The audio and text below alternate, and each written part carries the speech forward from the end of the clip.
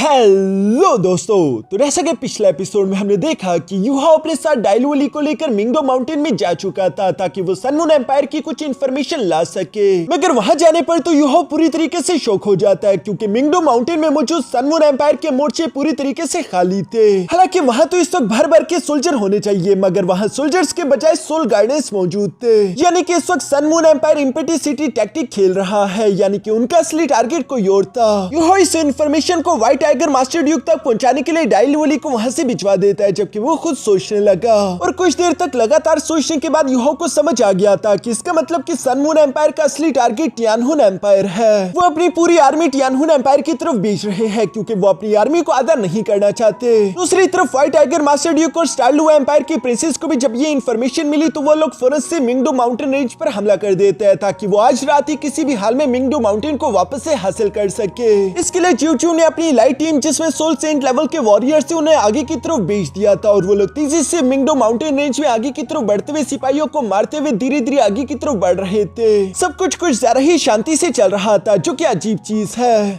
अब आगे तो नेक्स्ट एपिसोड की शुरुआत यहाँ उन्हीं सोल सेंट लेवल के वॉरियर से होती है जो कि अपनी पावर्स का इस्तेमाल करते हुए धीरे धीरे आगे की तरफ बढ़ते जा रहे थे क्योंकि प्रिंसेस ज्यू ने उन्हें ऑर्डर दिया था कि आज रात में हमें किसी भी हाल में मिंगडो माउंटेन को वापस से हासिल करना होगा। और चूंकि ये सारे के सारे soul master soul saint level के वॉरियर्स थे तो इनकी मार्शल सोल स्किल भी कमाल की थी, जिनका इस्तेमाल करते हुए ये लोग यहाँ पर सन मून एम्पायर की आर्मी और उनके सोल गार्डियंस को लगातार डिस्ट्रॉय करते जा रहे थे।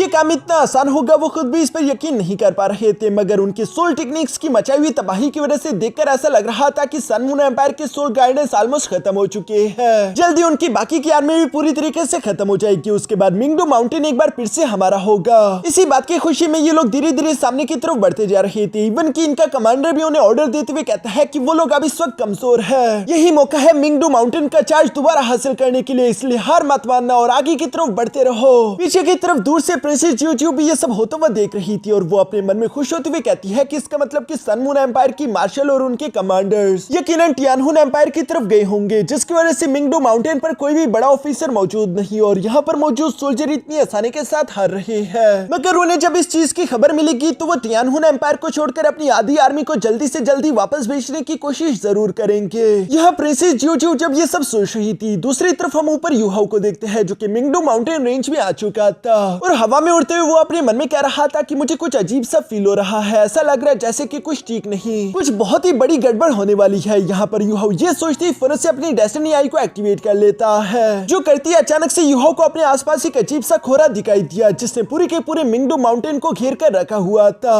ये खोरा आखिर किस चीज का है, यूहाओ यहाँ पर इससे पहले कि इसके बारे में कुछ भी समझ पाता। तब तक दूसरी तरफ हम देखते हैं कि स्टारलू एम्पायर के सोल सेंट लेवल वॉरियर्स भी यहाँ मिंगडो माउंटेन की पीक पर पहुंच चुके थे, जहाँ उनका एक कैप्टन ऑर्डर देते हुए कहता है कि हमारा टारगेट हमारे सामने है, दोस्तों आगे की तरफ बढ़ो, ये आखिरी हिस्सा है, एक बार हम इस पर कब्जा कर ले, उसके बाद मिंगडो माउंटेन हमारा होगा। जो सुनकर वो सारे के सारे वॉरियर एक ग्रुप बनाकर तीसी से आगे की तरफ बढ़ने लगे, मगर तभी अचानक मिंगडो माउंटेन के अंदर से एक रेड कलर की लाइट तीसी के साथ निकलते हुए आसमान के अंदर चली गई, जिसके अगले सेकंड ही वहां पर एक अजीब सी रोशनी हो गई थी। वो अजीब सी रोशनी इतनी ज्यादा वाइट थी कि सब लोग उससे दंग रह गए थे। किसी का दिमाग भी इस लाइट को प्रोसेस नहीं कर पाया सिवाय यूहाओ के। वो समझ गया था कि ये खतरनाक है और वो फौरन से अपने soul bone skill instant shift technique का इस्तेमाल करते वहां से टेलीपोर्ट करके दूर चला गया। जिस मिनी सेकंड में वहां पर अचानक से एक बड़ा सा ब्लास्ट भी हो गया था और एक व्हाइट कलर की एनर्जी वेव चारों तरफ फैल गई, जिस एनर्जी वेव के साथ ही मिंगडो माउंटेन के अंदर हमें एक अजीब सी औरत भी देखने को मिलती है जिसकी बॉडी की स्किन नहीं थी, सिर्फ उसके ब्लड और बोन दिखाई दे रहे थे और वो इवल्स की तरह हंस रही थी। दूसरी लम्हे हम देखते हैं कि जितने भी सोल सेंट लेवल के वॉरियर्स थे उनका दिल बाहर की तरफ आ गया था और अचानक से मिंगडो माउंटेन ब्लास्ट कर गया। उसके अंदर से कुछ रेड कलर की लावा जैसी चीज निकली जो कि 2 सेकंड के अंदर चारों तरफ फैल गई। इसके बाद क्या हुआ कुछ समझ नहीं आया, बस सिर्फ हमें अगले ही सीन में कुछ हड्डियां देखने को मिलती है और 2 सेकंड बाद जब दूसरी तरफ हम यूहाओ को टेलीपोर्ट करते हुए दूर आकर देखते हैं तो वो भी बुरी तरीके से इंजर्ड हो चुका था, जहां वो पीछे की तरफ देखते हुए कहता है कि आखिर ये किस तरह का टेरिफाइंग पावरफुल अटैक था। जो कहती यूहाओ याद करने लगा कि असल में वो रेड कलर का फ्यूम एक बहुत ही टेरिफाइंग एनर्जी थी जिसकी रेंज में जितने भी सोल सेंट लेवल के कल्टीवेटर्स आए उनके स्किन और मसल पूरी तरीके से राख में कन्वर्ट हो गई। पीछे की तरफ बची तो सिर्फ हड्डियां और ये सब कुछ सिर्फ मिनी सेकंड के अंदर हुआ। यूहाओ भी बस सिर्फ कुछ ही मिनी सेकंड पहले वहां से टेलीपोर्ट करके यहाँ पर आया। अगर ऐसा ना होता तो यूहाओ जख्मी होने के बजाय कंकाल में बदल चुका होता, इसलिए वो एक डर और खौफ के साथ उस नजारे को देख रहा था। कि आखिर ये सब हो कैसे सकता है, ये चीज क्या थी। यहाँ पर हम देखते हैं कि टियानमिंग भी फौरन से यूहाओ की बॉडी से बाहर की तरफ आ गया और वो भी इस एब्सोल्यूट डिस्ट्रक्शन को देखते हुए कहता है कि आखिर ये किस तरह का डिस्ट्रक्टिव हो रहा था। यूहाओ, अच्छा हुआ कि तुम आधे सेकंड लेट ना हुए, वरना तुम्हारे साथ साथ हम सब भी मारे जाते। यूहाओ भी ये सुनकर अपने मन में कहता है कि ये पहली दफा है जहां मैंने मौत को इतने करीब से महसूस किया। उस वक्त मैंने अपनी डेस्टिनी आई की पावर इस्तेमाल की थी, जिससे चंद लम्हों पहले ही मुझे इस खतरे के बारे में आगाह कर दिया और मैं वहां से टेलीपोर्ट कर पाया, वरना जैसे उन लोगों का हाल हुआ शायद मेरा भी वही हाल हो चुका होता। मगर आखिर वो चीज है क्या जो कि इस वक्त मिंगडू माउंटेन पर रहते उसे प्रोटेक्ट कर रही है। यूहाओ यहाँ पर खुद से ये सवाल कर रहा था, तभी अचानक यूहाओ को मास्टर ज़ियावन की बात याद आई, जिन्होंने यूहाओ से कहा था कि यूहाओ, क्या तुम जानते हो कि सन मून एम्पायर में सबसे ज्यादा स्ट्रॉन्गेस्ट सोल गाइडेंस मास्टर का टाइटल किसके पास है। जिस पर यूहाओ ने जवाब दिया कि आप लेजेंडरी 10th लेवल के सोल गाइडेंस मास्टर की बात कर रहे हो ना, कि आखिर वो टाइटल किसके पास होगा। जिस पर मास्टर ज़ियावन जवाब देते हुए कहता है कि हाँ, मैं एक ट्रू 10 लेवल के सोल गाइडेंस मास्टर की बात कर रहा हूँ, जिसे गॉड के नाम से जाना जाता है। उसने पिछले 32 साल से सन मून एम्पायर के लिए कई सारे पावरफुल और स्ट्रॉन्गेस्ट सोल गाइडेंस डिवाइस बनाए, मगर उसका सबसे ज्यादा खास सोल गाइडेंस डिवाइस है गॉड ऑफ डेथ, जो कि सिर्फ सन मून एम्पायर में ही नहीं बल्कि मुझे लगता है कि पूरे के पूरे डोलू कॉन्टिनेंट में ही सबसे ज्यादा स्ट्रॉन्गेस्ट सोल गाइडेंस डिवाइस होगा। जो सुनकर तो यूहाओ शौक होते हुए सवाल करते हुए पूछता है कि आखिर ये किस तरह का सोल गाइडेंस डिवाइस है जिसे गॉड ऑफ डेथ के नाम से जाना जाता है। जिस पर मास्टर ज़ियावन जवाब देते हुए कहते हैं कि जिस दिन तुम खुद इसे अपनी आंखों से देखोगे समझ जाओगे कि उसे god of death soul guidance tool क्यों कहा जाता है, क्योंकि उसकी रोशनी सन मून दोनों से ज्यादा होगी और उसकी तबाही जिसे देखा तक ना जा सके। मैं तो बस सिर्फ यही उम्मीद करता हूँ कि यूहाओ कभी भी तुम्हारा उससे सामना ना हो। इवन उसी सोल गाइडेंस टूल की वजह से उसके मास्टर को भी डेथ गॉड के नाम से पुकारा जाता है। ये सब याद करते हुए सीन शिफ्ट होकर वापस से प्रेजेंट में आ गया था, जहाँ पर प्रिंसेस जियोजियो उस तबाही को देखते हुए पूरी तरीके से दंग रह गई थी। उसकी आंखों में डर साफ साफ दिखाई दे रहा था। बाकी के उसके सोल्जर भी कांप रहे थे, जबकि वो सोल्जर जो कि उस तबाही के सिर्फ शॉक वेव की रेंज में आए थे वो भी बुरी तरीके से इंजर्ड हो गए, जो कि अपने साथियों को उठाकर वापस की तरफ लेकर आ रहे थे। यूहाओ भी जख्मी हालत में वापस की तरफ आ रहा था और वो अपने मन में कह रहा था कि अब ये प्रॉब्लम बहुत बड़ी हो चुकी है। अभी की सिचुएशन के हिसाब से तो स्टारलुआ एम्पायर फिलहाल के लिए हार गया, वो मिंगडू माउंटेन को जाकर भी वापस से हासिल नहीं कर पाएगा।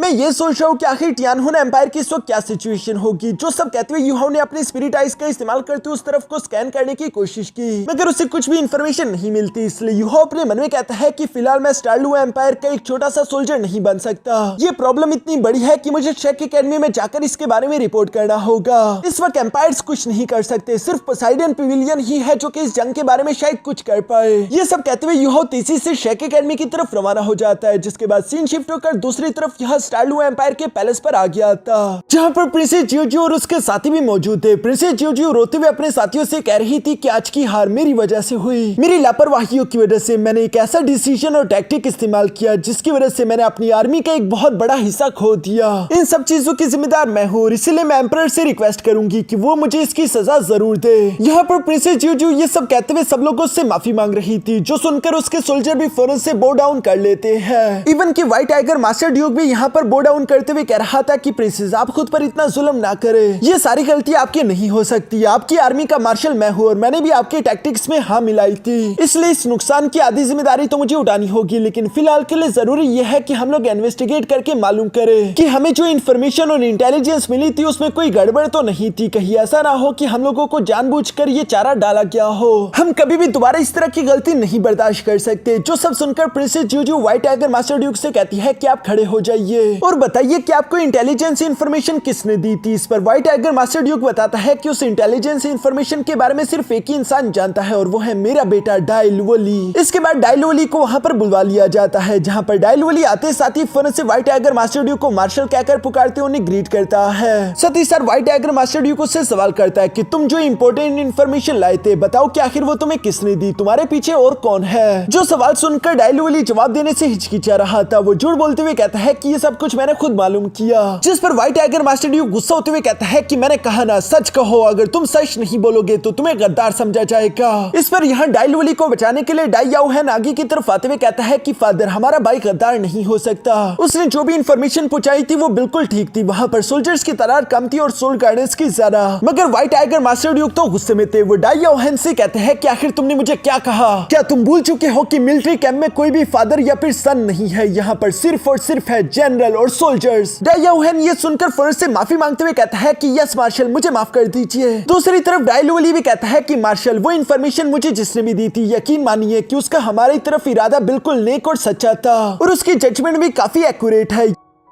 ये सुनकर व्हाइट टाइगर मास्टर ड्यूक समझते हुए डाइलूवली से कहता है कि ठीक है, तुम्हें मुझे उसका नाम बताने की कोई जरूरत नहीं, मैं तुमसे कुछ सवाल करूंगा जिसके लिए मैं चाहता हूँ कि तुम सर हिलाकर हाँ या ना में जवाब दो। इस तरह से अगर तुमने उस आदमी के साथ कोई प्रॉमिस भी किया हो तो वो नहीं टूटेगा। सबसे पहला सवाल, क्या उस लड़के के पास स्पिरिचुअल एट्रीब्यूशन वाली स्पिरिट आइज है? जो सवाल सुनकर तो डाइलूवली सोचने लगा क्योंकि यूहाओ के पास तो वाकई में स्पिरिट आइज थी। दूसरी तरफ ज़ुयुन भी ये सुनकर थोड़ी सी शॉक हो गई थी क्योंकि वो भी तो जानती थी कि टांगडोंग के पास स्पिरिट है। यहाँ पर हम देखते हैं कि डाइलूवली ने हिचकिचाते हुए हाँ में सर हिलाया। इसके बाद यहाँ पर व्हाइट टाइगर मास्टर ड्यूक उससे दूसरा सवाल करते हुए पूछता है कि क्या उस लड़के का कद 6.2 फीट है? जो सुनकर तो डाइलूवली सोचने लगा और यूहाओ तो वाकई में 6.2 फीट का है। प्रिंसेस ज्यूजू भी पर्सनली यूहाओ को पहचानती है, इसलिए वो व्हाइट टाइगर मास्टर ड्यूक की बातें सुनते हुए कहती है कि आपकी डिस्क्रिप्शन सुनकर तो ऐसा लगता है कि मैं भी इस इंसान को जानती हूँ। अब यहाँ जब डाइलूवली ने दोनों सवालों में हाँ में जवाब दे दिया था, इसलिए व्हाइट टाइगर मास्टर ड्यूक के पास उस पर शक करने की कोई वजह नहीं बची थी। वो कहता है कि ठीक है, मैं सब कुछ समझ गया, उस इंसान ने 2 बार मेरी जिंदगी बचाई। वो इंसान फिलहाल के लिए कौन है मैं ये नहीं जानता, लेकिन उसकी इंफॉर्मेशन गलत नहीं हो सकती।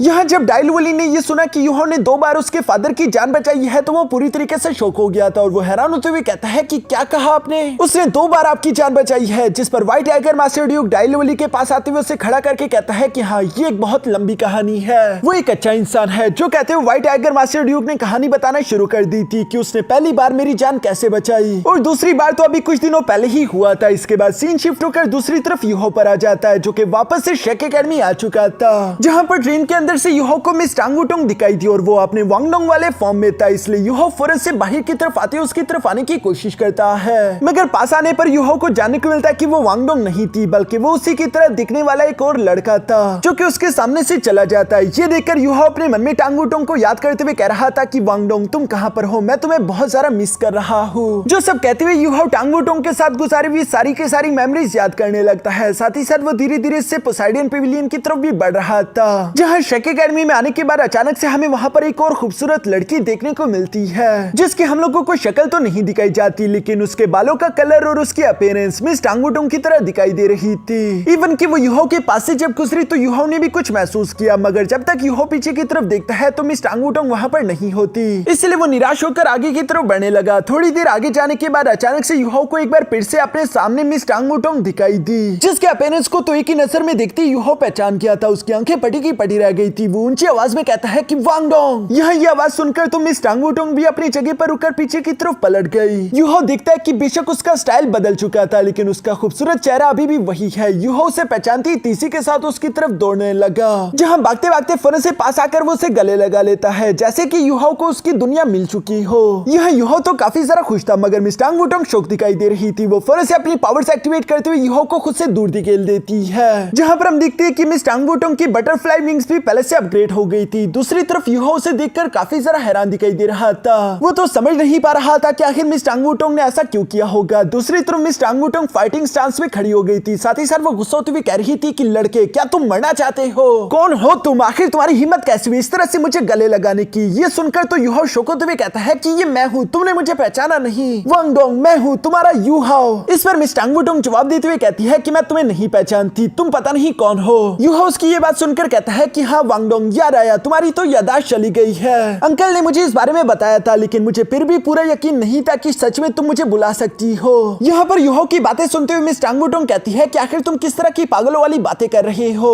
और ये वांगडोंग कौन है? मैं किसी वांगडोंग नाम के इंसान को नहीं जानती। मगर यूहाओ तो अब तक मिस टांगुटोंग का असली नाम नहीं जानता था। वो तो बस सिर्फ उसे वांगडोंग के नाम से ही जानता था और अक्सर वो उसे डोंगर कहकर पुकारता था। इसलिए यूहाओ को समझ नहीं आता कि आखिर वो क्या जवाब दे। वो मिस टांगुटोंग से कहता है कि मैं हूँ यूहाओ और तुम वांगडोंग हो, तुम्हें बस याद नहीं आ रहा। इस पर मिस टांगुटोंग जवाब देते हुए कहती है कि पहली बात तो ये कि मैं वांगडोंग नहीं हूँ और दूसरी बात ये कि गलती से भी दोबारा मुझे इस नाम से मत पुकारना, मुझे याद रख लो, मैं हूँ टांगवुटोंग। जो सब कहने के बाद मिस टांगवुटोंग फौरन से अपने बटरफ्लाई विंग्स के साथ वहां से उड़ चली। पीछे की तरफ से यूहाओ ये सब देखते हुए अपने मन में कह रहा था कि इसका मतलब कि अंकल लियो और अंकल टाई ने बिल्कुल सही कहा था। वांग डोंग के फादर ने उसका इलाज कर दिया है और शायद वो अपनी सारी की सारी मेमोरी सच में खो चुकी है। ये सब कहने के बाद नेक्स्ट सीन में हम लोगों को यहाँ पोसाइडन पेविलियन दिखाया जाता है, जहाँ पर मास्टर जुआन और बाकी के सारे पोसाइडन पेविलियन के मास्टर पहले से मीटिंग कर रहे थे। टंग सेट की तरफ से मिस्टर बीबी भी वहाँ पर मौजूद था। तभी अचानक यूहो भी यहाँ पर पहुंच जाता है, जिसे देखते ही मास्टर जुआन खुश होते हुए कहते हैं कि थैंक गॉड यूहो, तुम बिल्कुल सही समय पर आए हो।